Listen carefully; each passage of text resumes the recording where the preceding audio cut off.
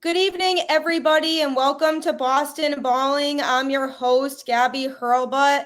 Today's Wednesday. I almost thought it was Tuesday, but I'm really happy that it's not because that means we are halfway through the week. So that's good news for me and hopefully a lot of you out there as well.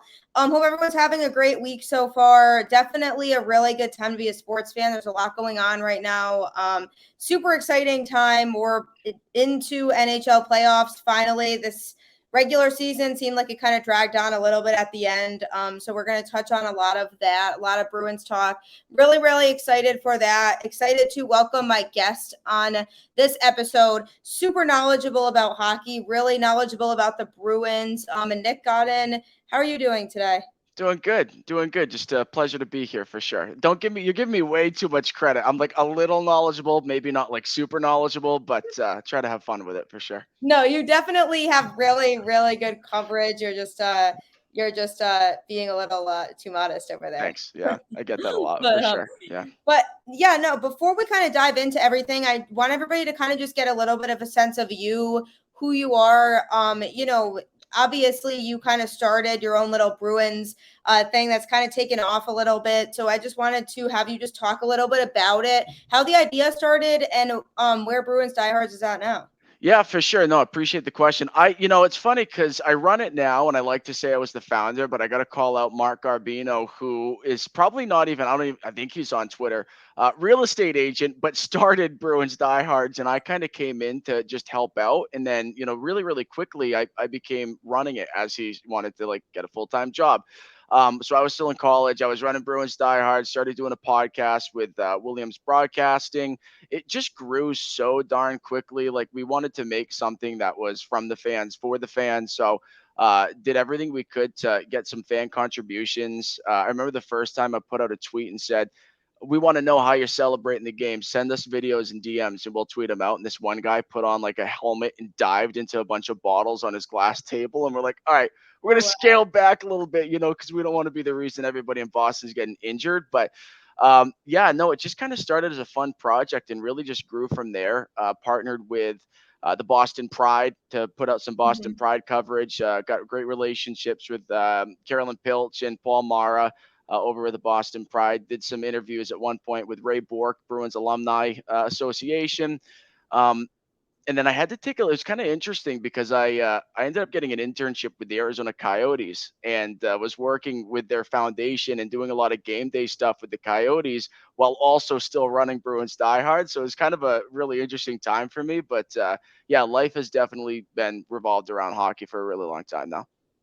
Yeah, no, that's great. That's such a cool story too, to just kind of been able to be involved with that and see the growth and just how far it's come probably since you originally were involved. Yeah, there's a lot of I gotta, there's so many people that did so much more work than I did though for diehards. Folks like Spoke Z, Colin McDonald, Court Lalonde, Cray Messer. These guys really, picked up a lot of slack. So I appreciate all the contributions, but it's a fun project, and I just posted a tweet right now and asked for the fans to let me know what pizza I'm getting tonight, what pizza toppings. It's just a fun little engagement thing, and yeah, it's been a good ride for sure. And hey, we'll be doing it for 20 more years without a doubt. Yeah, and I mean, obviously, it's probably grown in terms of just there's more content on it now Yeah, than before, because there's all the articles, there's podcasts. It's probably just expanded just over time from that standpoint as well, just different types of totally. content. Yeah, we've like experimented with just about everything. We did YouTube shows, we've done Twitch shows, did some live streams of folks playing the NHL, all the games really.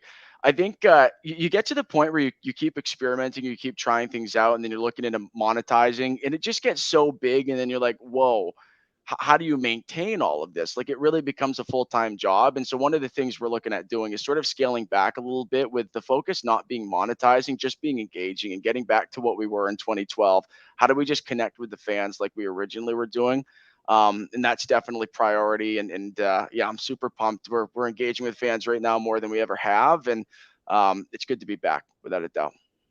Yeah, definitely. That's awesome. And obviously engagement is a huge thing, engaging with fans, that's what they want.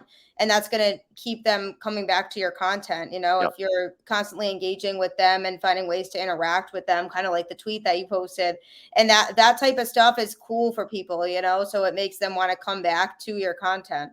Yeah, we're figuring out that Boston fans are big on chicken bacon ranch pizza. That's what I've discovered today. Is it's just like overwhelming votes for chicken bacon ranch. I am gonna put a hot take out there, like tough introduction and first impression here, but I'm very heavy on the ham and pineapple. I love ham and pineapple on I my actually love pizzas. pineapple on pizza There we too, go. believe it or not. And it's funny that you say that because so many people give me a hard time for that And, as well, because I've always no, pineapple definitely belongs on pizza, and people give me such a hard time about it. See, if the ratings for this show just drop, okay, it can't be me. It's the fact that you just like admitted that it's ham and pineapple for you. Yeah, for sure. Yeah. Maybe, yeah, I might have to look back and be like, wow, people just don't like my No, pizza topping taste, so they just that's stop listening to the show. that's one of those things that like it really gets people, really riled up. Is cereal a soup? Things like that, which it's not, by the way. And It's if you not, think it no. is, at Flying Or on Twitter, come at me. We can have a conversation about it. But it's not a soup. Anyway, yeah. No, it's so true though. It's those little things. That's what makes social media so interesting too. Just talking to people about that type of stuff, just these odd conversations that you wouldn't probably have on a regular basis. I probably diss social media more than I should because I'm on it like 24/7. But the bad thing about social media is there's a community for everything, no matter how outlandish it is or how wrong it is. Like you can True. find a safe space for just about like anything, even though it's like, dude, that should be frowned upon. What are you doing? So I love social media. I love the internet. It's definitely got its problems, but I spend way too much time on it as it is. No, it's so true. Me too. I 100% agree with you. Yeah. But yeah, no, I really appreciate you hopping on here. That's all super cool. Definitely a cool story. Just everyone check out that content when you get a chance after the show. But yeah, speaking of hockey, speaking of the Bruins, obviously we know NHL playoffs are underway. Bruins, they did play the other night. Yeah. Definitely a frustrating game from a fan standpoint. I'd say, not that I didn't expect a win necessarily, because I do think Carolina is a very, very solid team. However, I was hoping for a more competitive game. And, Yeah. obviously you never know who's going to come out and who's going to look better than the other team in the first game of a playoff series. It's just really hit or miss. It's the first game of the playoffs. The intensity is a lot different. You don't know who's going to come out and look like the better team. So overall, what were your thoughts on that game? Yeah, I mean, I think you just nailed it. Honestly, there's a lot of people hitting the panic button. A lot of people suggesting, "Oh my gosh, oh Mark, not meant, not built for playoff hockey." Have we heard that before? It's every goaltender that's in Boston, other than Tim Thomas. It's like he's not meant for playoff hockey. Yeah, it's so true. It's just a lot of panic. I'm not panicking at all. I think you nailed it when you said it's game one. Right. And it's a feeling out process. And I think that, the regular season definitely fared better for Carolina. So it was interesting going into it. I think it's important to acknowledge the fact that in a lot of those regular season games against Carolina, you either had a completely depleted defense, right? You had guys like Charlie McAvoy, and Lindholm wasn't even around at that time. So it's a very different defense. And the other game, they lost like 7-1. You didn't have Marchand, you didn't have Bergeron or Pasternak. You know what I mean? Like you had some of your top guys on that top line completely missing. So, I think there's still a lot of question marks. You can look at the record and it shows that Carolina's the better team, but I'm not really convinced of that. I still think if the Bruins are rolling in all cylinders, I find them to be a better team. But it is one of those series where by the end of it, I mean, it really could go either way. I want to say, heck yeah, Boston's going to win, no doubt about it. I Of just can't course. confidently say that yet. Yeah, and it's one of those things where you like you said, you look at the records, and if people didn't watch either of these teams all season and they just looked at those records, they probably would say, yeah, Carolina should easily win the series for Yeah. sure. And that's obviously that's a given. If you look at just records, then yes, the Carolina in that case would look like they're a better hockey team. But I do think the Bruins overall, especially in the last couple months or so, have really looked like a playoff hockey team in terms of, even just at the trade deadline when they acquired Lindholm, that's one thing that kind of improved the defense as it was. And also just, I feel like, Pasta, after he was out, him coming back was obviously a big factor. Him switching lines altogether, then moving him in general earlier on in the season, I think was something that kind of helped this team later on. And I think there's a lot of factors that you could think about with this Bruins team and be like, yeah, they could compete with other playoff teams. It's just a matter of the East is tough right now. It's just a matter of who's like matching up against who, to be honest with you. I think it's just going to be a battle for who's playing better hockey at the time. I'm not necessarily pinpointing it as, this team is so much better than everybody else in terms of they should easily walk away with it at this point. Yeah, I mean, it's tough to say. I look back at the 2019, Stanley Cup final, just the Bruins, race for the cup there. And I don't think they would have ever had an easier path to the cup. And it's so disappointing that they couldn't beat the Blues. You had some team. It was just kind of like a walk in the park, right?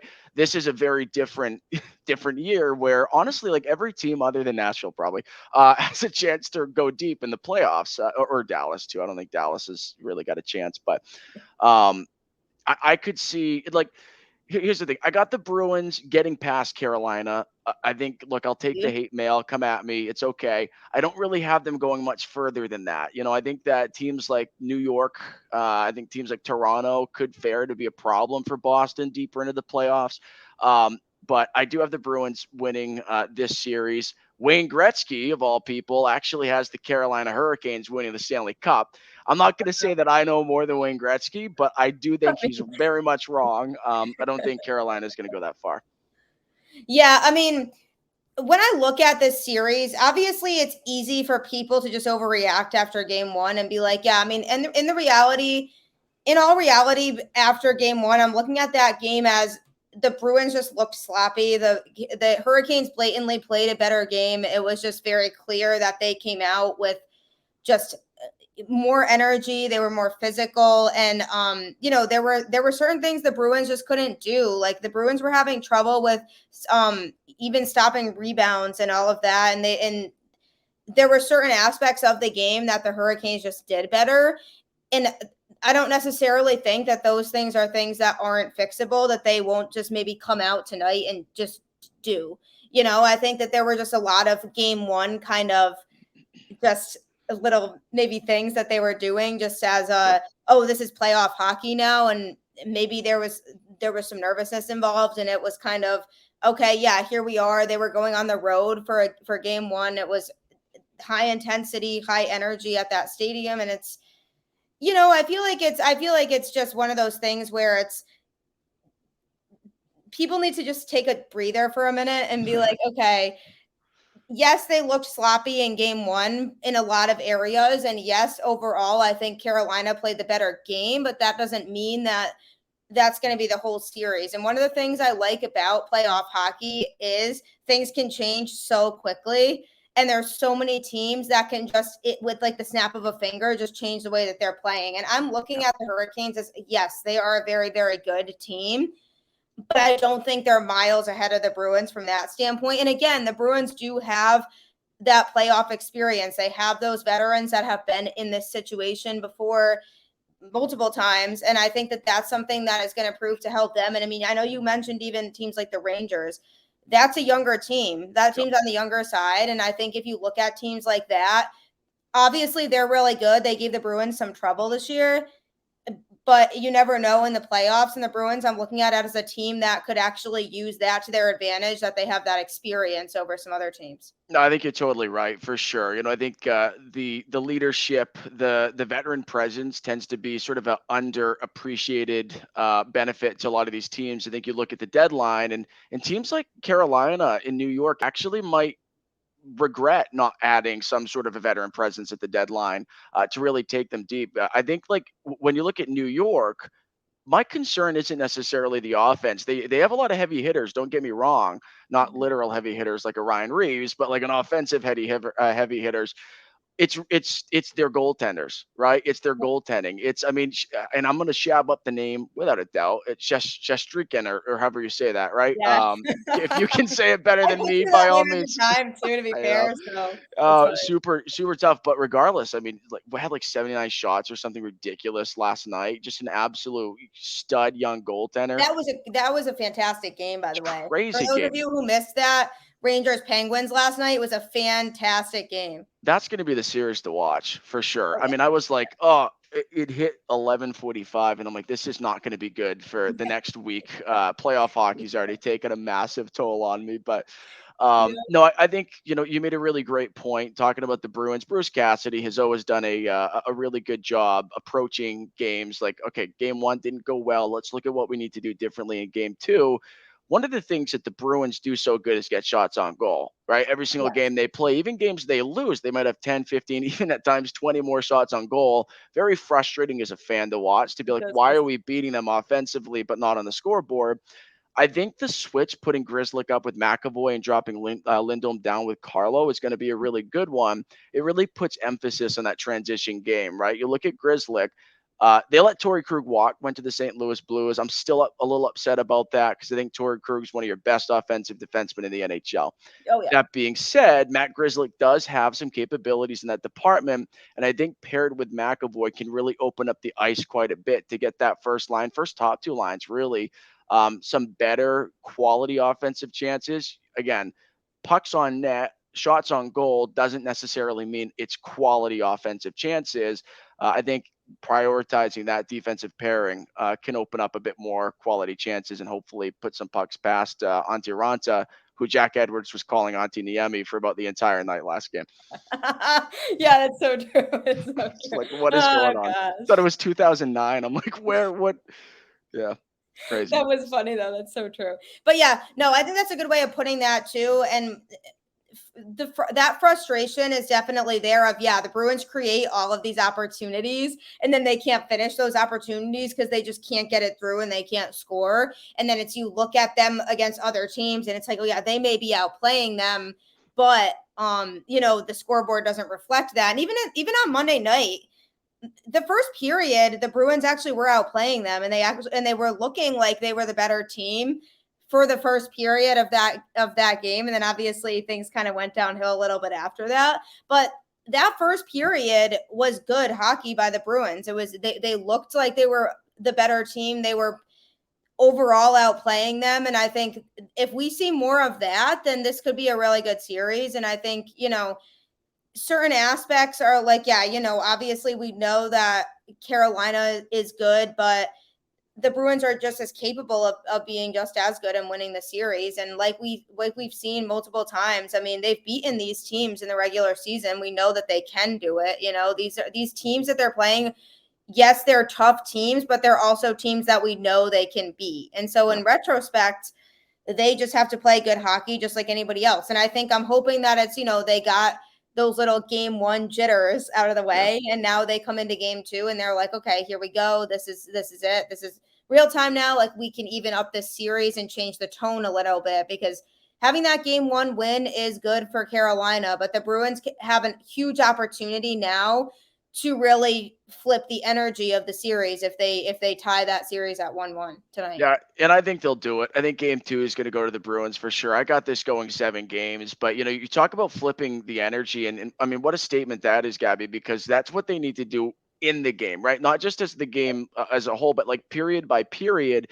And I put an article out there on Bruins Diehards yesterday about Trent Frederick, right? And just about that energy. And I think one of the issues with Boston, and we saw it in 2019, and I hate the fact that we always go back to the Stanley Cup final, but we do see it in those tough series. The Bruins have difficulty flipping the switch on physicality, right? They get overpowered, and I'm watching the game one, and I see Trent Frederick in scrums, and I'm seeing like 5 seconds to go in the third period, and Carolina's throwing hits left and right, even though they're up 5-1. And I'm like, who's going to knock somebody down? Like, who's going to let them know you can't overpower us? You're not going to tough us out. We're going to be here. We're going to have a long series. It just concerns me because look, you look at David Backes, it didn't work out, but he was supposed to be that presence, right? You look at Matt Bolesky back in the day, it didn't work out. Ever since Milan Lucic and Sean Thornton, you haven't necessarily had that person that was scary and who you looked at and said, I'm not going to take liberties in these games because he's going to kick my butt, right? Uh, where is that? We don't have it, right? We're hoping it would be with Trent Frederick. You were hoping it would be with Nick Ritchie.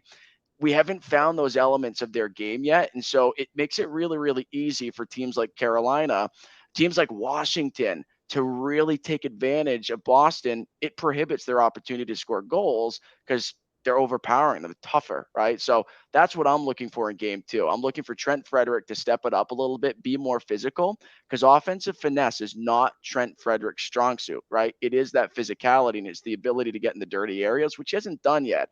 That's what I'm going to watch for tonight. Yeah, that's a really good point. That's definitely a really good point to bring up. And I think it's a good storyline to look out for in this game. One of the other things that's a big topic here that I do want to get your opinion on as well is the goaltender situation, because I know there were mixed opinions on who should have started game one going into that game. And I personally was happy with the decision to start Ullmark in that game over Swayman. And don't get me wrong, I'm a huge fan of Swayman. I think he's obviously the future of this team. I think he's going to be really, really good for us. However, there's still definitely question marks for me as to whether he was ready for that type of situation yet. And so I didn't really have a huge problem with that decision of Ullmark starting game one. But I do want to get your opinion on that, because I know there are people who disagree with me and think that Swayman would have been the better choice because of the results of that game. Yeah, I think we're on the same page here. I think Omar playing in game one, and also the decision to have him play in game two is the right decision, right? By pulling Omar and putting Swayman in as your starting goalie for game two, it's a sign of panic. It's a sign of, oh my gosh, we're worried we're not going to get through this series. And it's like, okay, it's game two. Like, it was only game one. Like, why are we panicking? I look at I hold these two to the same standard. Bruins underscore stats on Twitter put out a poll after the loss, and it was a really interesting one. It said, after this postseason, should the Bruins re-sign Don Sweeney? 65.1% said no, and that's over 1,000 votes. Do I think game one loss had something to do with it? Absolutely, right? I think Bruins fans in general, probably sports fans across the board, have a tendency to really overreact when things don't Oh, necessarily go yeah. their way. Boston fans, especially. It's definitely, and I think Boston fans tend to take it to another level. Absolutely. And I think that's what's happening here with the Olmark Swayman debate. Now, if Olmark lets in five, right, tonight, it's Again. a little different story. I think that you could make a case for putting Swayman in game three. You definitely don't want Olmark underperforming to be a trend, because then you're down 3-0, right? Like, how do you put Swayman in a position where you're down 3-0 in a series and now Swayman has to somehow like win all four games in a row? It just is a Exactly. bad You can't. position to put a young goalie in. But yeah, I think a lot of it's a balance after game two, right? If Olmark isn't performing at a high level, I think we should see Swayman in game three. Yeah, I'm definitely with you. Tonight's game, I think, is going to determine a lot of that. Because obviously game one, as you said, that's a separate issue. That was a bad game. Olmark did not look great. The defense did not look great too. So that's the other thing too, is when people put everything on him, because it Yeah. wasn't, because the defense wasn't making plays they could have made as well. So it's, to be fair, it was a combination of both. However, yes, Omar was definitely part of the problem. And so I think tonight's game is going to really determine what direction they go in the rest of the series. And with Swayman, it's like, yeah, I mean, obviously he's talented, but he's young and he's had a really good season this year. I'm not knocking on the kid from that standpoint. I'm just saying it's so much different in the playoffs. And if you're a young goaltender like Swayman, how ready are we sure that he is to be in this type of situation, especially with how tough these teams are that they're going to have to play? And granted, yes, he did get a little bit of playoff exposure last year, but it wasn't Yeah. exactly the same. So I'm not really counting that as really full experience. to this type of situation. And when you go into game one, you want to go into that game giving your team the best chance to win the game, obviously set the tone for the series. And game one is not really exactly the game to just take a chance with a goaltender that you're not sure whether he's going to be able to perform with that pressure. And obviously this backfired because they didn't win game one, but still I think the mentality behind that was correct, because I think who knows how things would have gone if Swayman had been in goal, but it could have had the potential to not be that great because it could have just been too much pressure for him. And I think it's going to be interesting to watch that for the whole series, just to see if they do decide to use him at any point based on where the Bruins are at any point in the series. Yeah, I think that's the big question mark, right? Is if they utilize Jeremy Swayman at all at any point. And, I think it has to be the perfect situation to pull Olmark and put Swayman in there, right? I think it has to go like a situation, an example of that might be going to 7 games with Carolina, right? A hard fought. I mean, you've got people are just injured to the core. But you win a 7-game series, right? Then you go into the next round, you play one of Pittsburgh or New York, right? Let's say it's New York. If you go up 3-0 on New York quickly in the second round, I could see putting Swayman in that 4th game, right? Knowing that if you lose that game, you're up 3-1, but you at least get a good idea: is Swayman capable or even if Swayman playing better than Omar, can we win these games even more handedly, right? So again, I think it has to be the perfect situation, but I expect Omar to probably play the bulk of the games, unless again tonight's going to be very, very telling, right? If he goes out there and they drop 6 on the Bruins, there's a chance that Swayman could be promoted a lot earlier and sooner than we imagined.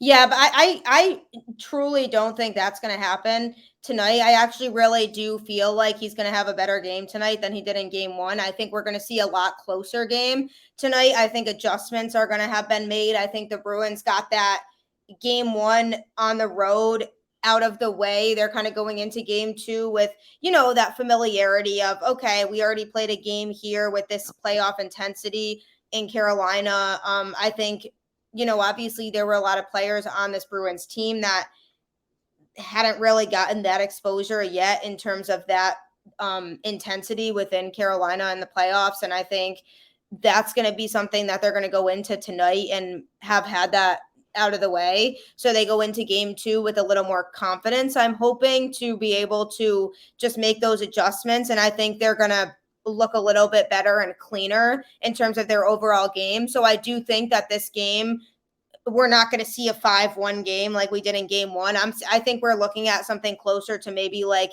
a 3-2 type of game. Whatever the situation may be, like a one goal type of game difference. And I think that that's going to be because the Bruins, I think, are going to look a lot more competitive in this game. And I think they're going to have shown that they're going to have cleaned up a lot of their mistakes from game one. Yeah, I think you're right. I mean, it should be a tighter game for sure. And you know what, we've already discussed and agreed on the fact that the Bruins are better than the record shows that they are in terms of playing Carolina. And in this circumstance, I agree. I mean, I think it could be like a 1 goal, max 2 goal game, depending on an empty net goal towards the end of the game. But yeah, no, I think it's goaltending is a really, really big part of this picture, but it really is also that secondary scoring. It is guys like Trent Frederick, but a couple names that I haven't mentioned either is Charlie Coyle, Nick Foligno. We really need some offensive finesse from those guys, and perhaps finesse isn't the right word because I wouldn't necessarily say that is their strong suit, but at the same point, I mean, name me a team that didn't have all 4 lines rolling that still won a Stanley Cup. I think we'd sit here for the entire show. It would be dead silent, right? Like we would sit here in silence trying to think of it because we couldn't. Right. And so I think it's the same thing like Carolina in the first round. It's tough competition. Like that's a tough opponent in the first round. That's not an easy place to be in. So you got to get those lines rolling now. Can't wait till the second or third round. Like it needs to happen now. Otherwise, you're not going to get to the second round. Yep. No, it's so true. And those lines, we saw it, when those lines were rolling during the season, the Bruins were playing really, really well. They were a tough team to beat because we were getting a lot of production from that third line in particular, even the fourth line. It was really, really awesome to see guys on those lines contributing. on the offensive side. And that was what made the Bruins the team that we are all waiting to see now. And that's the team we need to see in the playoffs, because that made them look like they had depth. It made them look like they were competitive and they were a tough team to beat. And they weren't just relying on their top line for the scoring. And that's something I think that obviously we didn't really get in game one, but again, it was only one game. I think that will happen with time, but again, time is obviously of the essence now because it's playoff hockey. But I think once those lines start contributing more, we're going to see some more competitive games, and I'm hoping that does start tonight. Yeah, no, I agree. And you look at, one guy that started doing that, turned the heat up a little bit, Jake DeBrusk, right? Like perfect example of somebody who once, gets flowing can really, really help benefit the Bruins, ability to win hockey games. And, Jake DeBrusk could go and knock on wood, I hope this doesn't happen, but he could go scoreless this entire rest of this playoff series. And I still don't look at Jake DeBrusk and blame him, because Jake DeBrusk did step it up when it mattered towards the end of the year. Jake DeBrusk did show us that he has those abilities. We need next man up. We need Charlie Coyle, right? We need Nick Foligno. We need guys like that. We need Nosek to create some offensive opportunities too. Taylor Hall. I love Taylor Hall. Happy Taylor Hall's a Boston Bruin. We need offensive scoring opportunities consistently, right? Not every 6 games. We need Taylor Hall putting pucks in the back of the net every game, if not every other game. Like that needs to happen if they want to go into a deep run this year. Yeah, and that's why he's here. That's what he's supposed to be here for, and it's definitely I love him. I love that he's a Boston Bruin, like you said. But yeah, it's definitely we need more contribution from him. And it was funny you mentioned DeBrusk. Actually, DeBrusk was who I predicted would score the first goal for the Bruins of the playoffs, because somebody asked me that the other day before the game, like, who do you think in this entire playoffs at all scores the first Bruins goal? And I predicted DeBrusk, but of course it's only fitting that it's Taylor Hall. But right. But the thing about DeBrusk is there really was a turning point there. He asked for that trade, then obviously because he thought that things weren't working here, so he decided maybe going elsewhere would be better for him. I couldn't blame the guy at the time. Maybe a new surrounding would have been a better situation for him at the time based on everything, how he was playing, and he didn't think he could be successful here. Then there was a turning point, and it seemed like he really found his place within this team, and he was really starting to be one of the standout players and one of the biggest contributors to this team. So I look at somebody like that, and I do think he's going to keep showing why he's an important factor to this team, and he is going to contribute in this playoffs. But you're right, it needs to be other people too. It can't just be him from those back lines that is the one that's doing everything for them, because then it's just gonna other teams are gonna be able to take advantage of that super quickly. No, for sure. And I think you're spot on in regards to Jake DeBrusk. And I think honestly, like if the Bruins make it deep, he's going to be a really big part of that. And it is kind of crazy just to think about. Like I was for sure he was gone. Like I was like, without a doubt, Jake DeBrusk is not going to be here. The afternoon of the trade deadline, and all of a sudden he stayed. And then I started to hear some rumblings about the fact that maybe about 3 or 4 weeks before the trade deadline, I had somebody reach out to me and let me know that perhaps there actually is some room for Jake to stay. Apparently, there were some conversations with him and the management about his interest in at the very least making another run with the core that they currently have. The information that I have pretty much stops right there. So everything else I'm about to say is totally, is totally. I don't know if this is true, but to me, the writing's on the wall. It sounds like, 2 years, right? It was a 2-year contract extension, $4 million a year. Bruins might have a window for 2 years. You know what I mean? Like that's probably it. Bergeron could, who knows? Like he could retire after this year. We don't really know. But that's another thing. It's a big question mark with him. Yeah. And so to me, the promise was, and this is speculation, if you stay and make another run this year, we'll give you top line minutes, right? We're going to give you the opportunity to play. We're going to get you playing with Marchand and Bergeron. You're going to be a pivotal piece to us making it deep. Stay 2 more years. We'll sign you a 2-year deal, make a run this year. Maybe they trade him next year. Still has 1 year left in the contract, right? That's still an option. But I do think, I look at the deadline, I look at the players available. why not just keep him? Right? Like the way he was playing, and if he continues to play like that in the postseason, why not keep him? I can't really think of somebody else that you could have traded for after giving up all those assets for Lindholm. I don't really see another trade scenario that would have been better than keeping Nebraska and them going deep. Yeah. And I mean, and that's the whole thing too. People kept saying, oh, he's really just increasing his trade value at this point because we all know that he's going to be gone. But as it got deeper and deeper into, his success and him playing well, I was like, I don't know about that. I don't know how confident I am that he's going to be gone at this point. Like, what if they want to keep him? Like, what if they realize like he's actually contributing a lot to this team right now? What if they don't think it's worth giving him up at this point? Because the return, obviously he was playing better. So yes, he was probably increasing his trade value, but in reality, would the return really have been worth it with how well he was playing at the time? In the grand scheme of things, when I look back on it, probably not. So ultimately, I still think keeping him when they did probably was a better move anyway. Yeah, I probably can get more for him. I'm still like so resentful of the situation altogether though, because I ended up tweeting the morning of the deadline, and I'm like, it's crazy to think that we've seen Jake DeBrusk play his last Bruins game, and then he signed the deal 5 minutes later. Somehow my tweet went viral, and I had 100 people saying, "You bozo, pretending like you know things. You're complete garbage." I'm like, "What are you talking?" I'm like, "Dude, everybody thought the guy was getting traded. Don't call me a bozo. Get out of Oh, here." yes, yeah. Yeah, ruthless, People ruthless. on Twitter can be brutal. Oh, so brutal. I'm like, I'm starting to tweet a little bit more right now, and I'm like, this is a mistake. Everybody's mean. I'm trying to be nice. Like everybody's got a little edge to them, right? But it's just, it's crazy. It's Yeah, I don't crazy really how get that though, because like we all thought that he was going to be right. traded at first. Like ever since he requested the trade, all the way up through honestly, shortly before the trade deadline, I really genuinely did think he was going to be traded. But then Yeah. as the deadline approached, and I thought about it a little bit more, I was like, yeah, but somehow, like, what if he doesn't? Like, he's playing really well right now. Like, what if they don't feel like there's a good enough return they can get on him at this time right now? Like somehow I'm starting to doubt that he might be traded. But I never got to the point where I was like, no, I think he's definitely going to stay. I don't think anybody did.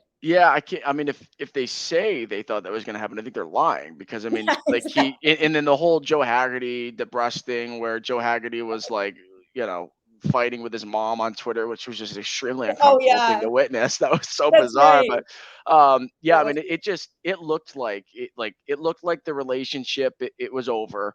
I definitely didn't see him coming back. I still think he could get traded, right? Especially like think about it, if it is in fact, hey, help us with the next 2 years, or at least this year, let's make a deep run, and then we'll trade you after. I mean, it's the perfect timing to do that. I think I don't know. It really depends on what DeBrusk wants and what sort of environment he wants to be in. I think that we've seen time and time again where, Don Sweeney, they seem just overall seem like the type of management that would be able to accommodate requests like that, not like a Buffalo who's going to try to keep their stars like Jack Eichel and, oh, you need neck surgery, too bad. Like I don't think it's that no, type of leadership. So if DeBrusk wants to go, he'll go.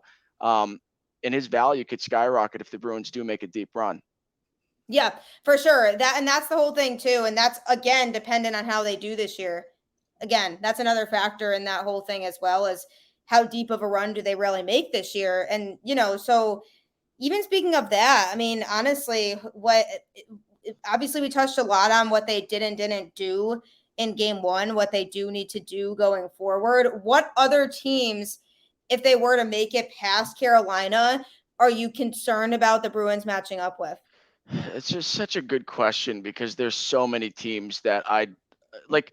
I think if you're even the Florida Panthers or the Colorado Avalanche, there's a lot of teams that you as an Avalanche fan are saying, I don't really want to play them either. You know what I mean? Like this is I just don't a want to play really, yeah, I definitely don't want to play the Panthers. Oh my God. Like their fourth line's like a second line. It's ridiculous. You know It's what so I mean? true. That They've team got has crazy depth.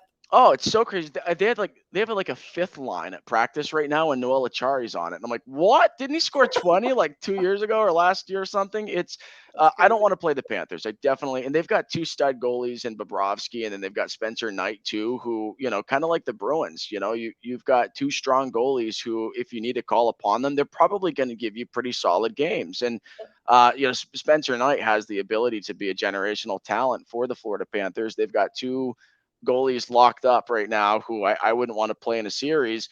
I think you made some really good points about teams like the New York Rangers, right? Like, just is the experience there, right? Do they have that veteran presence other than Ryan Reeves, who's probably going to get himself suspended by Game 5 of this current first round? You're probably It's not like, wrong. is he gonna be there? So I don't know. I have the Rangers going pretty deep in my bracket, but that's a team that I look at. Maybe they don't have enough veteran presence. Pittsburgh, I'm Pittsburgh's not tough. worried I about. don't know. I mean, I'm not worried about them. I'm not worried about them from a Bruins standpoint because the Bruins actually match up pretty well against Pittsburgh. That is a team that I will Yep. say, I don't want to say comfortable because you're never comfortable in the playoffs, but I will say I would feel more comfortable, I think, right now playing the Penguins versus other teams because that is a team that they actually match up better against. Why? Because they had Louis Domingue in that the other night. You know what I mean? Just like, it just was crazy to think about.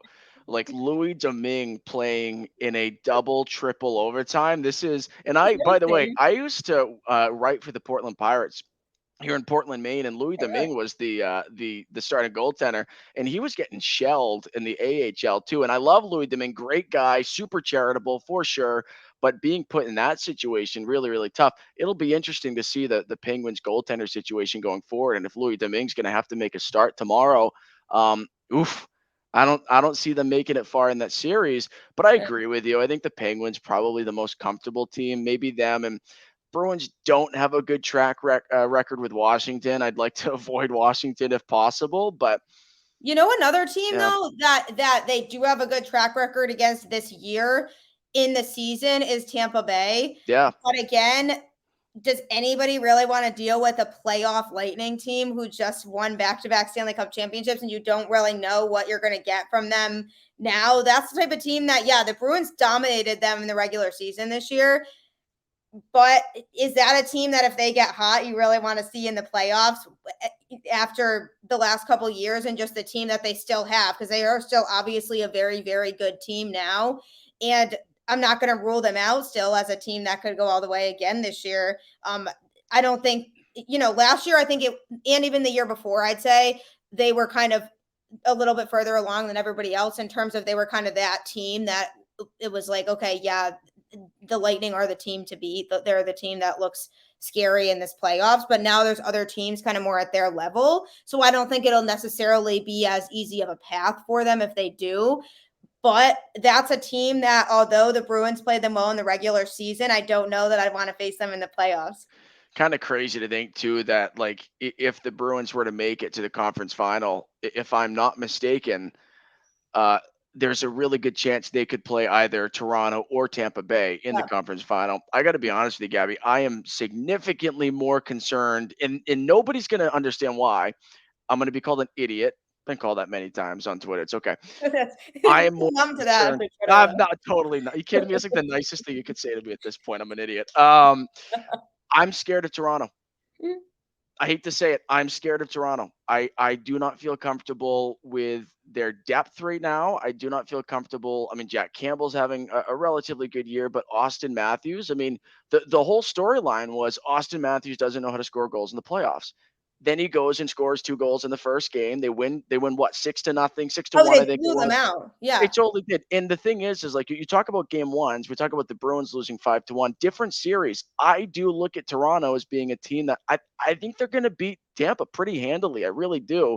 And I'm concerned. I'm concerned about the Leafs. I really think that they're going to make a deep run this year. I'm uncomfortable saying that, and I really don't want that to happen, but they're probably the team that, at least in the East, You're looking at most that scares concerned. you the most, you think? Yeah, I do. Yep. At some point, I mean, think about it. They've had how many years? Like 50 plus years of not winning the Stanley Cup, right? Like they historically lose in the first round. Well, guess what? Guess who else historically lost and didn't make the playoffs? The Bruins before they won the cup in 2011. Like at some point, there's a shift. There's, you know what I mean? Like there's a paradigm shift. Yeah, it's so true. People sleep on the Leafs every year in the postseason because they're just going to lose anyway. But that's natural because that has been the pattern. But at some point that's going to stop happening, and this Leafs team is really good. So you do bring up a good point with that. Yeah, I mean, think about like Sox 2004. nobody thought they were going to win. They won, right? Bruins 2011. Nobody thought they were going to win. They won. It seems to happen that way. It's the team that you least expect it can win. And in Toronto, in this case, I think they're look, it's a challenging, road to the cup for them. Don't get me wrong, and it's also very likely that they get eliminated, but it's also very likely right now that any team gets eliminated because of how tough these competitions are. Like I can make a case for almost every team to win and almost every team to lose. That's why it's going to be a really great playoffs to watch. Hope the Bruins make it deep, but you got to get past if they get past this tough Carolina team, they've got a good chance of making it to the conference final and potentially going to the Stanley Cup final. But again, it's not going to be an easy path like it was in 2019, like we're used to when they played St. Louis. Like up to that conference final and getting to the Stanley Cup final, it's going to be a harder road right now. Yep, at 100%. There's a ton of teams that are really, really good right now, and that's why you can't really count the Bruins super in or super out right now. It's more of if they're the team that's playing the best hockey at the time, then they can do it. If they are not playing good hockey at the time, they can't do it. But I don't want to sit here and say the Bruins are significantly weaker than any of those other teams because I don't think that's true at all. I think that they have the capability of beating any of these teams. It's just a matter of, are they going to play good hockey, or are they going to look like they came out in game one against the Hurricanes for the rest of the time? Because in that case, then they're not going far at all, Yeah, I think like being a Bruins analyst or podcast or writer, it's very easy right now because it's so simple. Their recipe to success is, hey guys, just score goals and play defense. You know what I mean? Like there's nothing like super weird about it. There's no psychology behind it. It's really just like, hey, third and fourth line, let's contribute more, and hey, defense, let's be strong. And that's really all it's going to take for this Bruins team to make a deep run. Again, goaltending still maybe a bit of a question mark, but I think we have enough like I think Olmark and Swayman have enough track record in the regular season to suggest they're, reasonably comfortable goaltenders to start for you in the playoffs. If you are a defense that's breaking down and your offense isn't scoring goals, you put your goalies in a bad situation.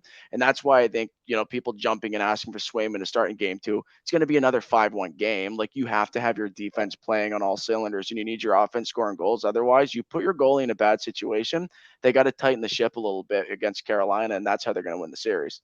Yep, I 100% agree with you. You need to clean up those other things before you're changing up goaltenders. And then once they clean up those other things, if they're looking sharp in those areas, then maybe consider putting Swayman in. But that's just going to add a lot more pressure for him. And that's not going to fix anything because, like we mentioned earlier on, it wasn't a complete Olmark issue in game one. There were other things that they needed to clean up. So if they come into game two and they have cleaned those things up and they look better, then yeah, sure, we'll reevaluate for game three.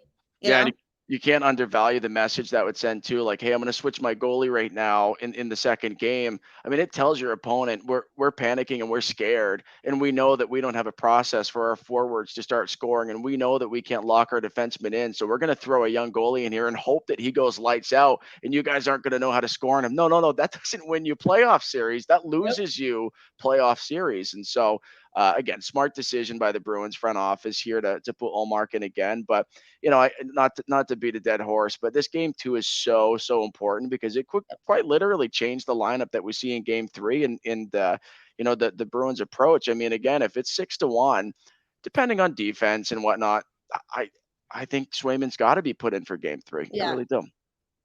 Yep. Yeah, I completely agree with you. I definitely agree with you. But and then say they still lose, but it's a close game.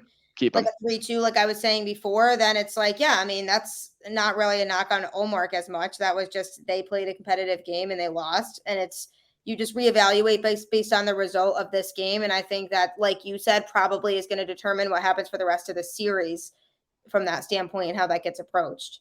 We need somebody like Kaylee Allard to support Olmark and Swayman. We need like a big so she was big on Tuukka Rask, right? She was like the biggest Tuukka Rask supporter. Rally the troops. We need somebody to rally the troops around Boston's goalies because this could get messy really quickly. I know. No, it's so true. It's so true. I'm trying to stay positive, but we'll see. This game too is crucial, and just in general for so many reasons. But a win tonight, it would just be so huge for the rest of the series because it's losing tonight would be tough because you don't want to go down 0-2 to a Carolina team that's as tough as they are. Yeah, I mean, the only benefit really so there's no benefit to going down 0-2, Yeah, but at there was least you go. I know, like, what is Nick talking about? Last time he comes on my show. That being said, like, at the very least, the next 2 games in Boston, right? So you do have the opportunity if you go down 0-2 to play 2 games in Boston, maybe win those and tie it up. But it would be good to split, when you're away, and then perhaps win the next 2 games, and all of a sudden it's a 3-1 series after winning 2 games at home. You go into a game 4 in Carolina with the chance to close it out. I mean, that's best case scenario at this point. I mean, Look at me, half glass full. yeah, seriously. That was quite the explanation that you gave there, I do have to say. It I mean, might have, like, if I listen back, I probably didn't make any sense. I think I did, but if I listen back, I'm gonna be like, he got his math wrong. I don't know. Well, should be no, it's interesting. okay. It's okay. I definitely understand what you were getting at. But yeah, obviously the ideal scenario would be they win tonight and we just can go like back to Boston with the series split. That would be ideal. Yeah. And then just have that hopefully momentum going back home of being having the 1-1 split instead of being down 0-2. If you get guys like Craig Smith, Charlie Coyle, Nick Foligno, and Trent Frederick, if you get them playing to their strengths, right? Like Craig Smith, speed, right? Ability to go up to the boards, grab the puck, throw it in front of the net. Charlie Coyle's there, puts it in, right? Like if you get them to play to their strengths, Nick Foligno, probably bigger body right now, maybe create some space like Milan Lucic and guys like that, Nick Ritchie, which he did not do. But, the thought process there, open up the ice a little bit and let your offensive guys get out there and do it. Same thing for Trent Frederick, right? Like they have to play to their strengths. And I think that's been one of the issues for those lines. I mean, when they're hot, they are playing to their strengths. When they're not, it's very clear. You're kind of looking, you're like, why are they doing what they're doing in the ice right now? And so I'll be paying really, really close attention to that secondary scoring, seeing if Trent Frederick is playing a bit more physical, getting involved in those scrums, letting Carolina know you can't take advantage of us. Seeing, Charlie Coyle stay in front of the net, that big body, Craig Smith getting those dirty areas, rush down the ice, put the wheels on, get the speed going, steal the puck and throw it in front. That's what it's going to take for those lines to get going, but also for the Bruins overall to get going, because you can always, well, I shouldn't say that. You can't always depend on Marchand, Bergeron, Pastrnak to score, but you do need to have all 3 lines at least contributing a little bit. Yeah, I mean, that's what it's going to take. It'll be interesting to see if that's prevalent in this game too. So true. That is so true. That's such a huge difference maker here because, like you said, if those guys are contributing and playing to their strengths, then this Bruins team actually can be a tough team to beat. So it's just a matter of utilizing all those guys and having them, start to play like they were playing during the season when this Bruins team was on an absolute tear and everybody was losing to them. Exactly. So that's what we need now tonight. Yeah, I was going to say, I mean, look, I may have talked about all the things they haven't been doing, but if they do the things that I'm telling them to, they're a team that you do not want to play in the postseason. For Yeah, sure. exactly. But Yeah. if they play like they did Monday night, then nobody wants to play. Everybody will play. Everybody wants to play. Yeah. I don't want to watch. If they they'd do, be like, yeah, okay, yeah, sure, we can breeze past that team. Yeah, no, You don't want to be that team that's known for that. No, so, not at all. So like even the series, and then we can, then people can be like, okay, calm down a little bit because we've tied the series now. So hopefully people can relax at that point. It's going to take 75 saves tonight from Mark to get some Bruins fans to get caught up and on board. But yeah, we'll see. Hopefully they still win and people stop freaking out a little bit. A little too much to ask, though, I think. No, I agree with you. I definitely agree with you. But yeah, no, it definitely should be a fun game. Hopefully a fun rest of the series. For sure. Obviously, like we talked about, 2 good teams. Definitely going to be interesting to see how the rest of this series plays out. But I do appreciate you joining me on the show. Before we close out, just let everybody know where they can find you, find your content, all of that promotional stuff. Cool. I appreciate that opportunity. Yeah. So I'm on Twitter at Flying Or. You want to call me an idiot like everybody else does? By all means, come on, do that. I'll take that engagement. Doing a lot of tweeting, a lot of content over at Bruins Diehards, www.bruinsdiehards.com. We'll post some content, articles, and whatnot. Pride Diehards are also on bruinsdiehards.com. On the Insta, Flying Or as well. I'm mostly just posing in my gym pics, though, so you don't even have to. Honestly, that's all I care about. So follow me on Insta. Had to put that plug in. Everyone check that out as well then. That's for sure. Now that he promoted that one the hardest. I'm so getting bullied off of the internet in about 1 week, but yeah.